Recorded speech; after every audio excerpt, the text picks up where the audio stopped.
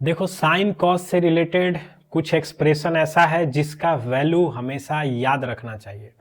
तो इस वीडियो में हम जानते हैं कि जब साइन कॉस में कुछ चेंजेज कर दे, जैसे साइन एक्स है उसमें मॉड लगा दे, स्क्वायर कर दे, साइन और कॉस को जोड़ घटाव मिला दे, ठीक है, इंटीग्रल के अंदर रख दे, तो वैल्यू कहाँ से कहाँ तक जाएगा।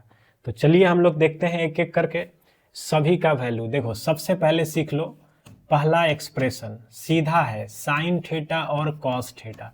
तो साइन थीटा और कॉस थीटा जो है ये किसी भी एंगल का मान दे सकता है, लेकिन जो वैल्यू देता है वो सीमित होता है कहाँ से कहाँ तक, -1 से +1 तक।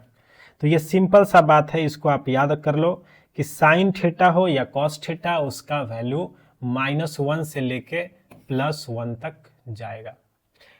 अगला एक्सप्रेशन याद करिए, इसी का आपने स्क्वायर कर दिया, चाहे साइन स्क्वायर, देखो जो साइन का नेचर है वही कॉस का नेचर है वैल्यू के हिसाब से।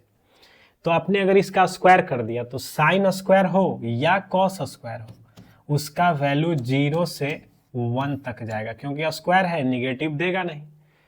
इसी में आपने तीसरा एक्सप्रेशन मॉड लगा दिया, मॉड साइन थीटा हो या मॉड कॉस थीटा, दोनों का ही वैल्यू 0 से 1 तक जाएगा। तो तीन एक्सप्रेशन छोटा छोटा है, याद हो जाना चाहिए। साइन कॉस का मान -1 से 1, साइन स्क्वायर का मान 0 से 1 या मॉड साइन का मान भी 0 से 1। ठीक है, अब चलते हैं चौथा एक्सप्रेशन। देखो फोर्थ एक्सप्रेशन क्या है कि अगर आपने साइन थीटा में साइन थीटा को इंटीग्रल वैल्यू के अंदर रख दिया, जिसको हम बोलते हैं ग्रेटेस्ट इंटीजर फंक्शन।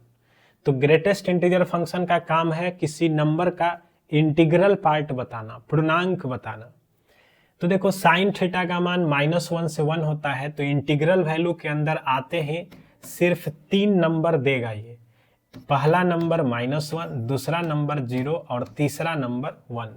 तो integral value of sine theta क्या हो जाएगा, -1, 0, 1। तो ये आपका चौथा एक्सप्रेशन था।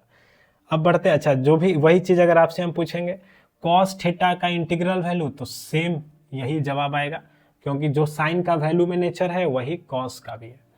पांचवा रिजल्ट जानते हैं, पांचवा रिजल्ट बहुत इंपॉर्टेंट है, साइन और कॉस को जब जोड़ा जाए तब क्या होगा। तो याद रखिएगा, साइन कॉस को जब आप जोड़ें या घटाएं कोई फर्क नहीं पड़ता है, साइन प्लस कॉस का मैक्सिमम वैल्यू √2 जाएगा और मिनिमम वैल्यू -√2 जाएगा। तो sine theta plus cos theta और sine theta minus cos theta का वैल्यू -√2 से +√2 तक जाता है। ठीक है, अब जानते हैं छठा एक्सप्रेशन, साइन थीटा और कॉस थीटा जोड़ा हुआ है, ठीक है, लेकिन मॉड के अंदर आ गया। तो मॉड साइन प्लस कॉस का अगर वैल्यू पूछेगा तो साइन प्लस कॉस का वैल्यू -√2 से +√2, मॉड लग गया तो जितना निगेटिव नंबर है वो सब ऊपर में कन्वर्ट हो जाएगा प्लस में। तो इसीलिए इसका रेंज हो जाएगा आपका 0 से √2। ठीक है, तो देखो साइन प्लस कॉस का वैल्यू -√2 से +√2 और साइन प्लस कॉस का वैल्यू 0 से √2। ये आपका छठा एक्सप्रेशन है। अगला एक्सप्रेशन याद कर लेते हैं, सातवां, साइन थीटा का मॉड और कॉस थीटा का मॉड अलग अलग लिखा हुआ है। ठीक है, यानी mod sine x plus mod cos x, वहां था sine x plus cos x का मॉड, तो 0 से √2 गया। Mod sine plus mod cos है तो इसका वैल्यू 1 से √2 तक जाएगा। ठीक है, mod sine plus mod cos का वैल्यू 1 से कहां तक जाएगा, √2 तक। तो अगर हम आपसे अब एक सवाल यही पूछ दें कि देखो मॉड साइन थीटा अब प्लस मॉड कॉस थीटा है, इसको हम इंटीग्रल वैल्यू के अंदर रख देंगे तो वैल्यू कहां से कहां तक जाएगा। तो अभी हमने पढ़ा mod sine theta plus mod cos theta का वैल्यू 1 से √2 तक जाता है। √2 का मतलब होता है 1.4। तो 1 से 1.4 का जितना भी नंबर है सबका इंटीग्रल वैल्यू तो 1 ही आएगा, और यहाँ इंटीग्रल वैल्यू ही तो निकालना है। तो इसका सिर्फ एक आंसर आएगा, वो आएगा क्या, 1।